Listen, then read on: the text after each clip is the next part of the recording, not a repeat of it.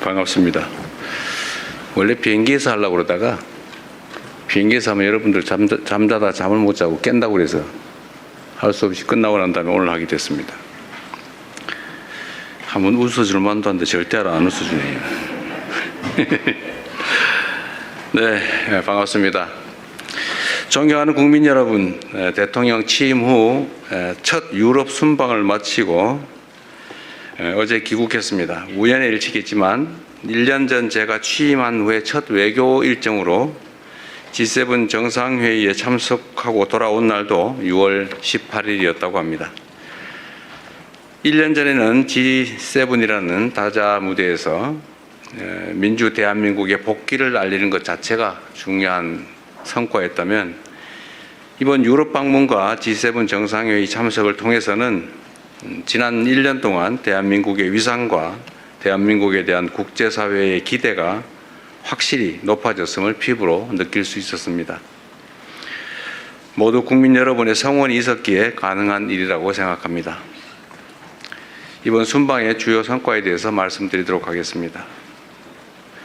우선 이번 순방은 국제사회에서 대한민국의 위상을 더욱 높이고 국제사회의 현안 해결에 대한 책임감을 확인하는 소중한 계기였습니다. EU와는 평화와 번영, 연대와 협력이라는 공동의 가치를 중심으로 중동 정세, 한반도 평화, 경제 안보, 기후변화에 이르기까지 국제사회 주요 현안에 대한 공감대를 형성했습니다. G7 정상회의에 2년 연속 초청받아 참석해서 우리나라의 국제적 위상과 역할에 대한 국제사회의 신뢰와 기대를 확인할 수 있었습니다. G7 회원국과 초청국이 참석한 2개의 확대 세션과 업무 오찬에서는 새로운 파트너십 구축과 국제연대 재건, 글로벌 불균형 해소와 공급망 안정, 안전하고 신속하며 효율적인 인공지능 도입 보장 방안에 이르기까지 글로벌 현안 해결을 위한 대한민국의 입장을 적극 개진하였습니다. 이 자리에서 저는 글로벌 경제 불균형 문제 해결을 위한 연대와 대화의 중요성을 강조하고 인공지능 등 다양한 분야에서 혁신을 촉진하되 안정성과 투명성, 책임성을 함께 확보해야 된다는 점을 지적하였습니다.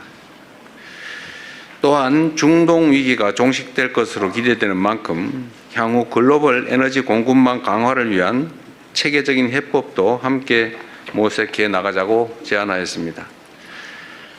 정부는 앞으로 글로벌 에너지 공급망 강화와 아태 지역 내 에너지 수입국 간의 협력 강화 시스템 구축을 통해서 우리 국익에 부합하는 국제 협력 질서를 주도적으로 추진해 나갈 계획입니다.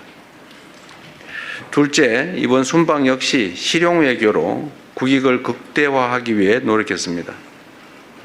먼저 유럽 물류의 중심지이자 혁신적 중소기업 생태계를 갖춘 벨기에를 방문했습니다. 양국의 중소기업과 스타트업의 안정적인 성장 기반을 만들고 미래 세대 간 교류와 협력을 강화하기 위해 함께 노력하기로 하였습니다.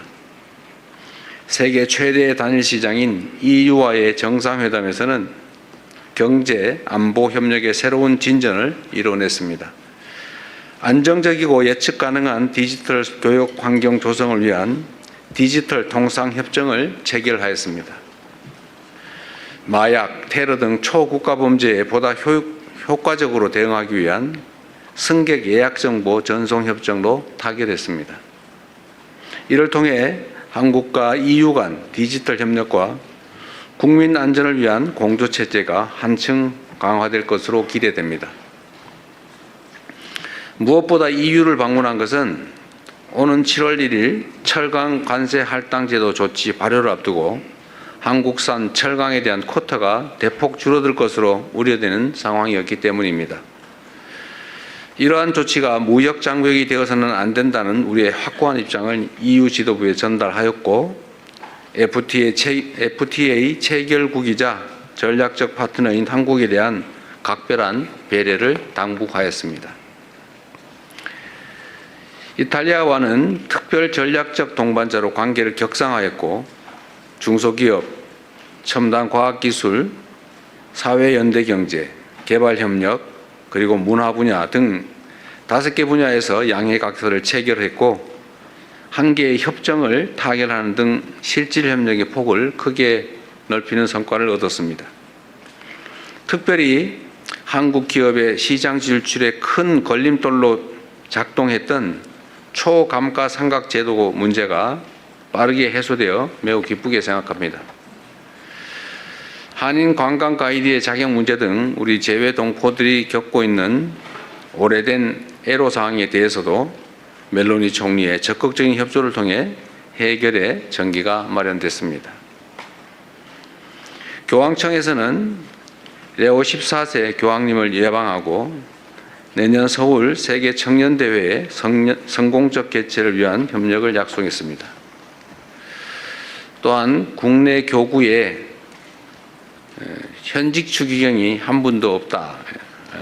대한민국의 600만 천주교인들을 위해서 추기경을 국내 업무 담당하는 현직 추기경을 임명해달라라는 우리 한국 가톨릭계의 염원도 전달드렸습니다. 예상과 달리 본인이 추기경을 임명한 사람이 아직 한 명도 없는데 앞으로 만약에 새로 추기경을 임명하게 된다면 한국의 사정을 각별히 고려하겠다는 말씀을 해주셨습니다. G7 정상회의 계기에 미국, 캐나다, 독일, 케냐 정상들과도 양자 협력 등 다양한 현안에 대해서 의견을 교환했습니다. 트럼프 미국 대통령과는 조선을 포함한 호혜적인 협력 방안에 대해 뜻을 같이 하고 한미일 협력의 중요성에도 공감했습니다. 전에도 한번 말씀을 하셨는데 이번에도 역시 미국 군함 열척을 빠르게 건조해 줄 수 있겠느냐 이런 의사를 저한테 물어봤습니다. 물론 거기에 대해서 당연히 가능하고 최선을 다하겠다고 답해 드렸습니다. 트럼프 대통령께서는 당연히 한미 협력 또 한미일 협력의 중요성을 말씀하셨고 저희도 그 점에 공감을 표명했습니다. 카니 캐나다 총리와의 양자 회담을 통해 원유, LNG, 핵심 광물 등을 포함한 안정적 에너지 공급망 구축을 위해 호혜적인 협력을 확대해 나가기로 하였습니다. 이와 함께 캐나다의 방산 역량 강화 과정에 우리가 적극 협력해 나갈 준비가 되어 있다는 점도 강조하였습니다. 메리츠 독일 총리와의 회담에서는 방위산업 분야에서 양국이 서로의 강점을 결합한 호혜적인 협력 모델을 모색해 나가자는데 함께 뜻을 모았습니다. 메르츠 총리도 이에 적극 공감했고 양국 간의 협력 가능성을 더욱 확대해 나가자는 의지를 밝혀주셨습니다. 또한 올해 10월 한국에서 개최되는 아시아 태평양 비즈니스 회의를 계기로 메르츠 총리의 방안을 추진하고 경제, 산업, 투자 분야 협력을 한층 심화해 나가기로 하였습니다. 그리고 우리의 중요한 동아프리카 협력 파트너인 루토 케냐 대통령과의 회담에서는 한국이 케냐의 국가 발전과 공동 성장 과정에서 신뢰할 수 있는 동반자가 되겠다는 뜻을 전달했습니다. 아울러 우리 기업들의 케냐 진출과 경제 활동에 대한 관심과 지원을 요청드렸고 양국 간의 교육과 투자, 인적 교류가 확대되고 있는 만큼 캐나다에 체류하거나 방문하는 우리 국민들의 안전과 권익 보호를 위한 협력도 더욱 강화해 나가기로 하였습니다. 세 번째, 주요 지도자들과 함께 한반도 평화 정착에 대한 깊이 있는 논의를 나누었습니다. 교황청에서 열린 평화와 연대를 위한 특별미사에 참석하여 한반도 평화에 대한 우리 정부의 의지와 구상을 상세히 설명하였습니다. 6.15 남북 공동선언이 한반도에 남긴 화해와 협력의 정신, 평화를 향한 희망의 불씨가 여전히 살아있으며 앞으로도 계속 이어져야 한다는 점을 재삼 강조하였습니다. 또한 레오 14세 교황께 내년 서울에서 개최되는 세계 청년 대회를 계기로 방한을 요청드렸습니다.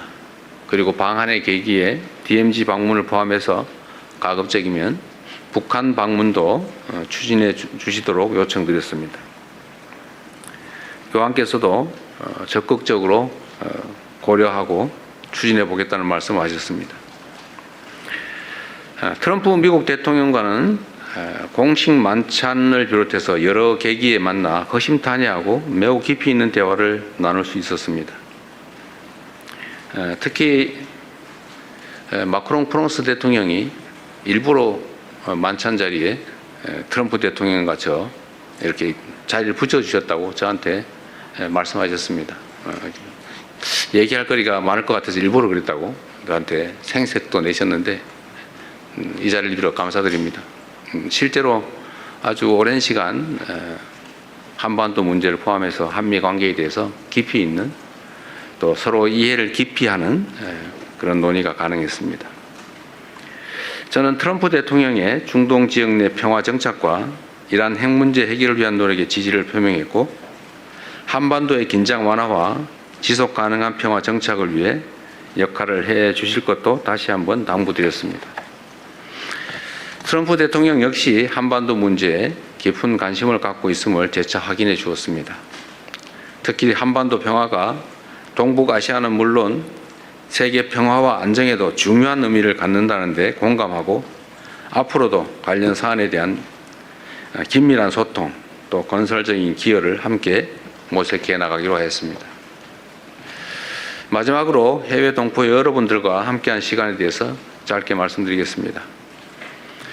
먼저 벨기에에서는 한국 해외 입양 동포분들이 매우 많기 때문에 그분들로부터 오랜 시간 가슴에 품고 살아오신 여러 이야기를 들을 수 있었습니다.